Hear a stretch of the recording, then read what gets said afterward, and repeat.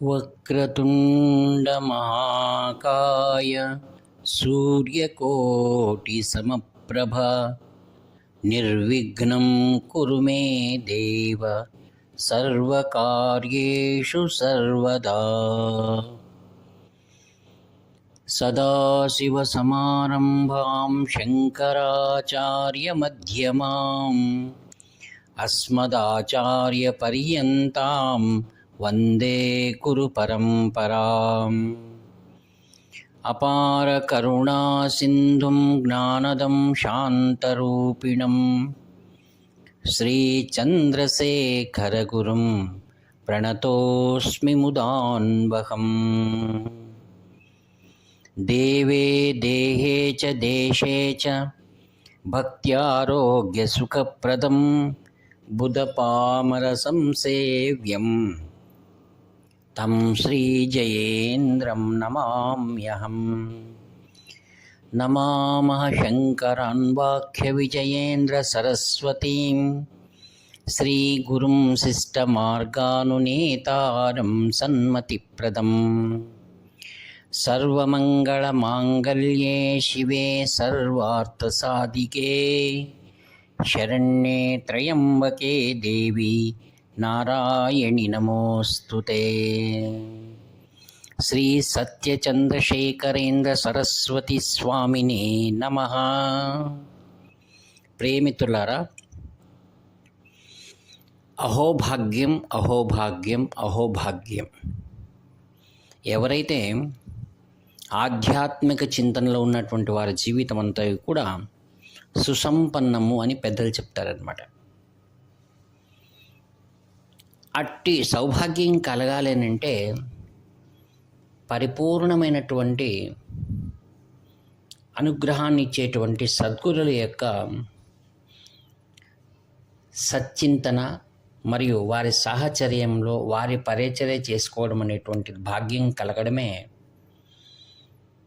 చాలా విశేషం. కొందరు వారి దగ్గరే ఉన్న వారిని తమలాంటి దేహధారి అయినటువంటి మానవునిగా భావించి సరైనటువంటి గురిని వారు చేరుకోలేకపోతారు. అదే ఏ విధంగా నదిలో ఉన్నటువంటి చేపలు ఆ నది యొక్క పవిత్రతను అవి తెలుసుకోలేవు. కావున తెలుసుకోవడం చాలా ముఖ్యం. ఇక్కడ ఆ తెలుసుకోవడం కలగాలన్నా కూడా ఆ గురువు యొక్క అనుగ్రహమే ఉండాలి. ఎందుకు వారు తెలుసుకోలేకపోతున్నారంటే వారి యొక్క కర్మలు ఇంకా అవి సంస్కరించబడలేదని చెప్పుకోవచ్చు. వెనకటి తరంగంలో నేను చెప్పినట్టుగా మనమేమి అన్వేషణ చేసేటువంటిది గురువు కోసం లేకపోయినా ఆ యొక్క పరమేశ్వరుని యొక్క అనుగ్రహం ఉన్నట్లయినా ఏదో ఒక సందర్భం ఏర్పడి అట్టి మహాత్ములను సందర్శించేటువంటి భాగ్యం కలుగుతుందన్నమాట. ఇది అందరి జీవితాల్లో జరిగే విషయమే. అలానే కాంచి కామకోటి పరమాచార్య స్వాములు వారు 1978 నుండి 84 వరకు దక్షిణాది రాష్ట్రాల్లో సంచరించినటువంటి విషయం మీకు తెలియజేశాను. వాటి జ్ఞాపకార్థమై ఒక రథయాత్రను తమిళనాడులో ఉన్నటువంటి భక్త బృందం ఒకటి ప్రయత్నపూర్వకంగా హోస్పేట్కి వచ్చారు. వారు నా దైవయోగం, వారితో పాటుగా నేను తిరిగి 1 సంవత్సరం పాటు ఆ రథయాత్ర పరిసమాప్తి చేసుకుని వారందరూ నన్ను కాంచీపురానికి రమ్మని పిలిచినప్పుడు కాంచీపురంలో శ్రీ జయేంద్ర సరస్వాముల వారి సన్నిధానంలో కూర్చోవడం జరిగింది. వారి రథయాత్ర గురించి అక్కడ ఆ బృందం వారు ఒక ఆయన సంచాలకుడు అనేక విషయాలు తెలియజేస్తూ స్వామివారికి నా గురించి చేసిన కృషిని చెప్పారు. అప్పుడు స్వామివారు సంతోషించి దివ్య పాదుకలను మరియు ఆశీస్సులు నాకు అందించారు. తర్వాత మీరు బాలస్వామి అని పిలువబడతారనమాట, శ్రీ శంకర విజయేశ్వర స్వామి దగ్గర ఉండండి అన్నారు. అది నేను వారి గదిలో ఉన్నప్పుడు అక్కడ వెళ్ళి ఆ గది తలుపు దగ్గర వారు వచ్చారు. వారిని అక్కడ దర్శించుకోవడం జరిగింది. అప్పుడు మా కుమార్తె నివర్తి అరుణ వివాహం, పెద్దమ్మాయి వివాహం ఏర్పాటైనందువల్ల చెప్పగానే స్వామివారు సంతోషించి, వివాహం అయిన తర్వాత ఇక్కడికి వచ్చేయండి అన్నారు. సరే అని నేను వివాహం అంతా గురు అనుగ్రహం ద్వారా బాగా జరిగి కాంచీపురానికి వెళ్ళడం జరిగింది. నేను ఉద్యోగ రీతిలో ఉన్నవాడిని, ఉద్యోగ నివృత్తి చేసుకున్నాను, స్వయం నివృత్తి. అయితే నాకు ఈ ఆచారాలు, ఈ మఠాలు ఇలా ఉంటాయనేటువంటిది మాత్రం నాకు అంతగా పరిచయం లేదు. నేను సహజంగానే ఇది ఒక ఉద్యోగం మాదిరిగానే ఉంటుంది అనుకొని వెళ్ళాను. అయితే అక్కడ వెళ్ళిన తర్వాత జరిగిన అనుభవాలే నా జీవితాన్ని చాలా మార్పు చేశాయి. అక్కడ పరిసరాలు ఏం పని లేకపోయినా అక్కడే ఉండడం అంతే మఠంలో. స్వామివారు అలా చూస్తూ వెళ్ళిపోయేటువంటి వారు. నాలో ఒక ఆధ్యాత్మిక చింతన రావాలని స్వాముల వారి సంకల్పమై ఉంటుంది. నేను ఎలా ప్రవర్తిస్తున్నాను, ఎవరితో ఎలా ఉంటున్నాను, నా దినచర్య ఏంటి అన్నింటినీ కూడా ఆయన వాకప్ చేసి తెలుసుకునేవారట. నిదానంగా నేను సంధ్యావందనం చేయడం నిత్య కార్యక్రమంగా చేస్తూ అక్కడే ఉదయాన్నే స్నానమైన తర్వాత శ్రీ జయేంద్ర స్వామి వారిని కూడా రోజు దర్శించుకునేవాడిని. ఇలా ఎన్ని రోజులైనా అక్కడ ఉండడంతో నాకు అనిపించేది, ఇక్కడ నాకేం పని లేదు, నేను ఎందుకు ఉండాలి మఠంలో, ఇక్కడ భోంచేస్తూ నేను ఎందుకు ఉండాలి, నాకేం అవసరం, వెళ్ళిపోవాలని ఎన్నోసార్లు ప్రయత్నం చేసినా స్వాముల వారు విని ఊరికే ఉండేవారు. ఇక్కడ ఇంటి నుండి నా సతీమణి, ఏం చేస్తున్నారు అక్కడ మీరు, అనవసరం, వచ్చేసేయండి, మీరేం పెద్ద అక్కడ ముఖ్యమేముంది అని. అయితే నేను స్వాముల వారి దగ్గరికి ఎంతో వెళ్ళి, స్వామి నేను వెళ్ళాలి, నన్ను పంపించేయండి అంటే ఆయన నవ్వి ఊరుకుండేవారు. ఇలా నన్ను ఎంతో ఓపిక నాకు మిగిలిపోయింది, ఓపికగా ఉండాల్సి వచ్చేది. ఇలా 15 రోజులు, 20 రోజులు, నెల రోజులు అలా ఉండిపోయేవాడిని. అక్కడ ఏదైనా వసతి ఉందా అనుకుంటే అటువంటి వసతి ఏమీ అక్కడ లేదు. ఏదో ఖాళీ గది ఒకటి ఉండేది, దాంట్లో అంతా కూడా పుస్తకాలు, పాత పుస్తకాలన్నీ ఉండేటివి. దాంట్లో వెళ్ళి అక్కడే విశ్రాంతి తీసుకునేటువంటిది. ఇలా ఉండగా ఉదయాన్నే లేయడం, అక్కడే అందరూ చేస్తుండే చోట స్నానం, నిత్యకృత్యాలు నెరవేర్చుకోవడం, మళ్ళీ అక్కడ వెళ్ళి చూడడం అంతే. తర్వాత ఇలా చాలా రోజులు జరుగుతున్నప్పుడు నేను ఏదైనా స్వాముల వారు వెళ్ళి దర్శించుకోవాలనుకున్నప్పుడు అక్కడున్న పరిచారకులు నన్ను ఆపేటువంటి వారు. వెళ్ళి గదిలో కూర్చున్నామంటే నన్ను పంపించటం లేదు, బయటే పని ఎంతూ లేదు, ఏం చేయాలి అని విసుగు ఇలా నాకు అనిపిస్తుండేది.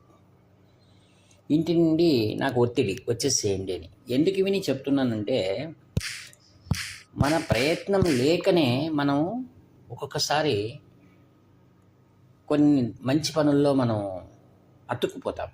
అంటే ఆయన నాకు ఏమి ట్రైనింగ్ ఇస్తున్నారు, మఠం అంటే ఏంటి, ఇలా ఉండాలి, దీని యొక్క పరిచయం చేసుకోవాలి, నువ్వు ఇబ్బందులు అంటే ఏంటి, జనాలు ఎటువంటి వాళ్ళు వస్తుంటారు, వాటి సామాన్య పరిచయం నాకు కావాలనే కలిగించాలని స్వామివారి ఉద్దేశం అయి ఉండవచ్చు.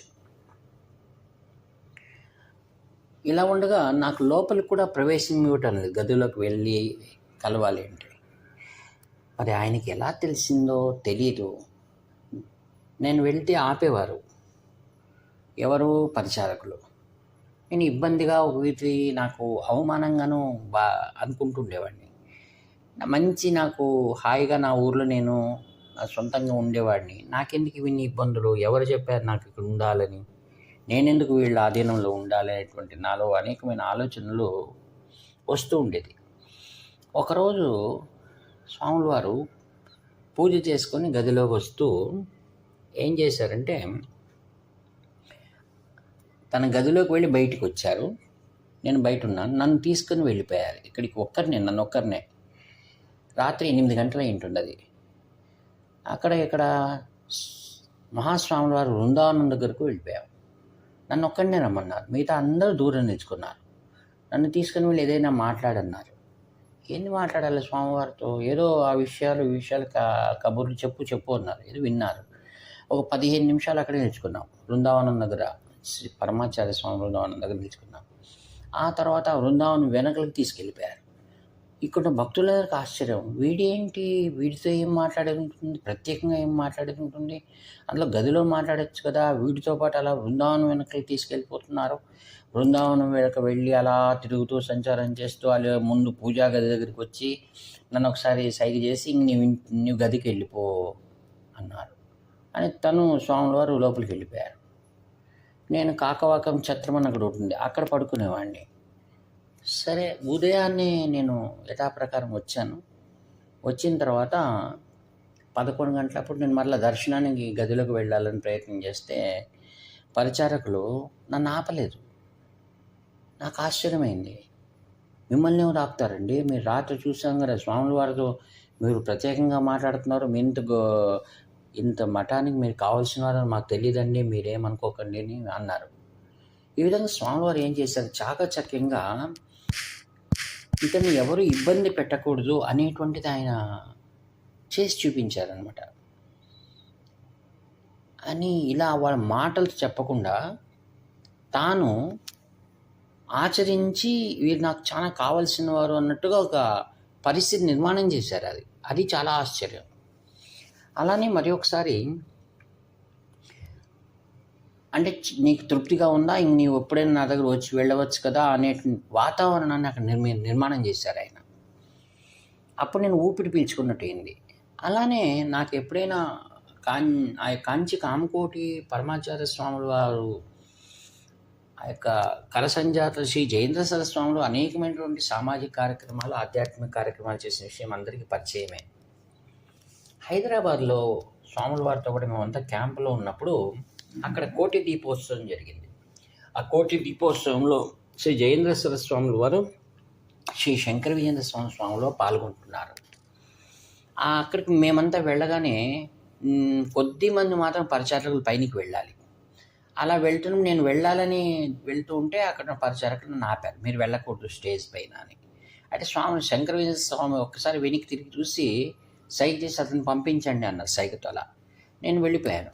వెళ్ళిపోతుంటే స్వాముల వారు నన్ను ఎక్స్పోజ్ చేయాలనే ఉద్దేశంతో ఏం చేశారు, తన దగ్గర కూర్చోన్నారు. కూర్చోబెట్టుకొని ఏదో విషయం మాట్లాడుతున్నట్లుగా, అంటే కెమెరాలన్నీ నా వైపే చూపిస్తున్నాయి అన్నమాట. ఆ తర్వాత కొద్దిసేపు మాట్లాడి నన్ను వెళ్ళి అక్కడ దూరంగా ఒకరు దంపతులు కూర్చున్నారు, అక్కడ వెళ్ళి కూర్చోమన్నారు. వాళ్ళు ఎవరై ఉండవచ్చునా అని తర్వాత నాకు ఈ మధ్యకాలం తెలిసింది, వారు శ్రీ కందుకూరి శివానందమూర్తి గారి మానసపుత్రుడైనటువంటి శ్రీ రెంటాల వెంకటరమణ గారు మరియు వారి సతీమణి. అక్కడ వారి దగ్గర కూర్చొని ఏదో మాట్లాడుతూ కూర్చున్నాను. అంటే ఇక్కడ చెప్పొచ్చేది ఏంటంటే, నేను అనుకుంటే నిన్ను ఏ స్టేజ్కైనా తీసుకెళ్ళగలను, నా సంకల్పం ఉంటే చాలు అన్నట్టుగా ఆయన నాకు నిరూపించారు అక్కడ. ఆ తర్వాత వైభవంగా జరిగినటువంటి కోటి దీపోత్సవం నేను ఎప్పుడు మరవలేనటువంటిది. ఆత్మీయులారా, వారి దగ్గర ఉండేటువంటి యోగ్యత మనకేం లేదు. మనం గొప్ప పండితులం కాదు, శాస్త్రాలు చదివిన వారం కాదు, గొప్ప శ్రీమంతులు కాదు, మఠానికి గొప్ప సేవలు చేసేటువంటి గొప్పవారము కాదు. అయితే ఒక కరుణ, ఒక భిక్ష అంటారు దాన్ని. అంటే కాంచి పరమాచార్య స్వాముల వారి యొక్క రథయాత్ర చేసినటువంటి వాడు ఇతను 1 సంవత్సరం పాటు మహాస్వాముల వారి యొక్క సేవలో ఉన్నాడు అనేటువంటిది వారికి ఎరుక కదా. అందుకు అనిపించిండొచ్చు, మఠానికి ఇంత గొప్ప విషయం చేశాడు ఇతను అనేటువంటిది ఆయన తలంపై ఉండవచ్చు. అయితే నాకేం అది ఎరుకలేదు. అయితే వారి దృష్టాంతం ఎలా ఉంటుందంటే, వీరు శ్రీ జయేంద్ర సరస్వాముల వారి ద్వారా పాదుకలు గ్రహించారు. తర్వాత నేను చెప్పినట్టుగానే మఠంలో ఉంటున్నాడు. మరి వినయం ఉండాలి కదా అనేటువంటిది. అందుకే మనలో ఏముండాలి అంటే, మనం ఒకసారి ఉన్నాం, మనం ఏది కోరనక్కర్లేదు, వాళ్ళ ఆశ్రితులే మనం ఉంటే చాలు అనేటువంటిది మనలో దృష్టికోణం ఉంటే వారు మనమైన ప్రేమను చూపిస్తారనమాట. అందుకే ఏమి ఉండినా కూడా మన దగ్గర ఏమి లేకపోయినా గురు కృప, వారి ప్రేమను మనం పొంది జగత్తులో జగద్గురు అనేటువంటి వారి ప్రేమను మనం పొందినట్టయినా పరమేశ్వరుని ప్రేమను మనం పొందినట్లే కదా. అందుకే అక్కడ ఏం కావాలి, సహనం చాలా కావాల్సి వస్తుంది. అనేకమైన పరిస్థితులు మనకు అనుకూలమై ఉంటాయి, అనానుకూలమై ఉంటాయి. అందుకే అటువంటి అనానుకూలాలన్నింటినీ కూడా మనం దాటుకొని వెళ్ళాలని అంటే వాడిని సంపూర్ణంగా నమ్మి ఉండాలి. అందుకే త్వమేవ మాతా చ పితా త్వమేవ త్వమేవ బంధుశ్చ సఖా త్వమేవ త్వమేవ విద్యా ద్రవిణం త్వమేవ త్వమేవ సర్వం మమదేవ దేవ. సాక్షాత్తు శంకరులు వారు మనలో ఆ జ్ఞానాన్ని కలిగించి ఆయనే తెలుసుకునే జ్ఞానాన్ని కూడా మనకు వారే ఇవ్వాలి. కానీ మనం ఎన్ని విషయాలు మనం పరిశోధించినా వారి గొప్పతనాన్ని మనం తెలుసుకోలేము. అట్టి జ్ఞానాన్ని అందరికీ అనుగ్రహించి లోకాన్ని ఉద్ధరించేటువంటి శ్రీ శంకర విజయ సరస్వాముల దివ్య పాద పద్మములకి ఈ వాక్పుష్పం సమర్పిస్తూ సెలవు తీసుకుంటాను. ఇట్లు మీ ప్రియతమని హస్తం నివర్తి నాగభూషణ శర్మ. హర హర శంకర, జయ జయ శంకర.